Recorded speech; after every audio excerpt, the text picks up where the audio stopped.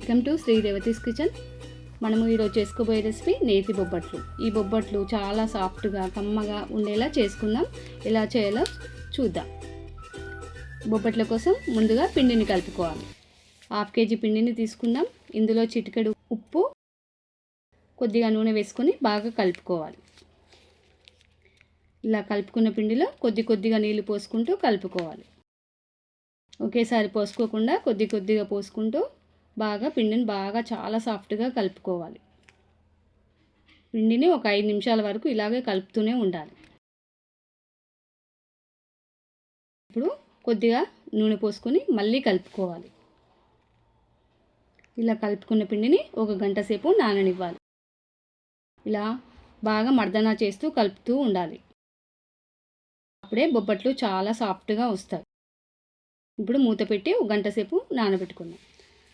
పూర్ణం కోసం పప్పుని తీసుకుందాం. 2 గ్లాసుల పప్పుని తీసుకుందాం. దానిని 3-4 సార్లు కడిగి శుభ్రంగా చేసుకున్నాను. ఇప్పుడు ఇందులో 2 గ్లాసుల పప్పుకు 4 గ్లాసుల నీళ్లు పోసుకొని స్టవ్ పైన పెట్టుకున్నాను. పప్పుని స్టవ్ పైన పెట్టుకొని బాగా ఉడికించుకోవాలి. ఇలా ఉడికిన తర్వాత దించుకోవాలి.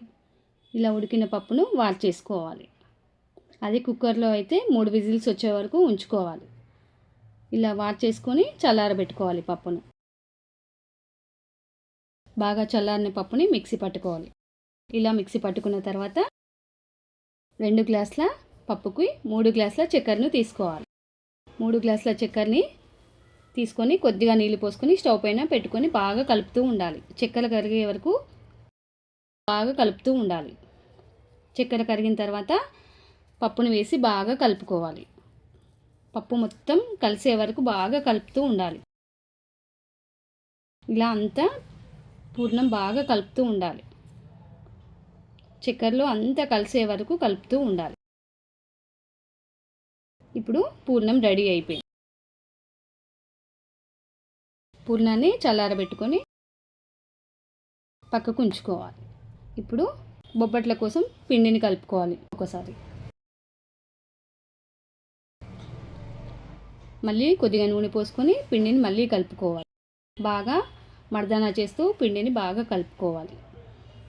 ఇలా కలుపుకున్న పిండిని చిన్నగా ఉండలుగా చేసుకోవాలి. కొద్దిగా తీసుకుంటూ చిన్న ఉండలుగా చేసుకోవాలి. పూర్ణాన్ని కూడా ఇలాగే ఉండలుగా చేసుకోవాలి. ఇలా చేసుకున్న పిండిని తీసుకొని అరచేతిలో ఇలా ఒత్తుకొని పూర్ణాన్ని మధ్యలో ఉంచుకొని క్లోజ్ చేసేయాలి. ఇప్పుడు పూర్ణం తీసుకొని పిండిలో పెట్టుకొని మొత్తం ఇలా క్లోజ్ చేయాలి.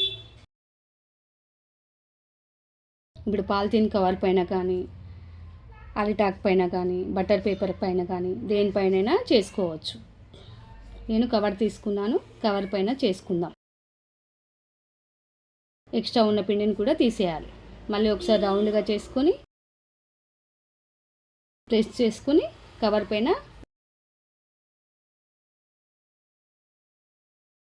ఆయిల్ వేసుకొని బాగా రాసుకొని ఇలా ప్రెస్ చేస్తూ వీలైనంత సన్నగా చేసుకోవాలి. చుట్టూ ఒత్తుకోవాలి. వీలైనంత పల్చగా ఒత్తుకొని ప్యాన్ వేడి చేసుకొని రెడీగా ఉంచుకున్నాను. వేడైన ప్యాన్ పైన బొబ్బట్ను వేసి నెయ్యి వేసుకుంటూ బాగా కాల్చుకోవాలి. 2 వైపులా బాగా కాల్చుకోవాలి.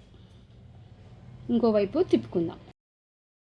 ఇప్పుడు మళ్ళీ నెయ్యి వేసుకొని బాగా కాల్చుకోవాలి. అన్ని బొబ్బట్లను ఇలాగే చేసి కాల్చుకోవాలి. ఇప్పుడు చాలా సాఫ్ట్గా చాలా టేస్టీగా ఉండే బొబ్బట్లు రెడీ అయ్యాయి. మీరు కూడా ఒకసారి ట్రై చేయండి. ట్రై చేసిన తర్వాత ఎలా వచ్చాయో కామెంట్ చేయండి. ఈ వీడియో నచ్చినట్లయితే లైక్ చేయండి, షేర్ చేయండి, సబ్స్క్రైబ్ చేయండి. Thank you for watching.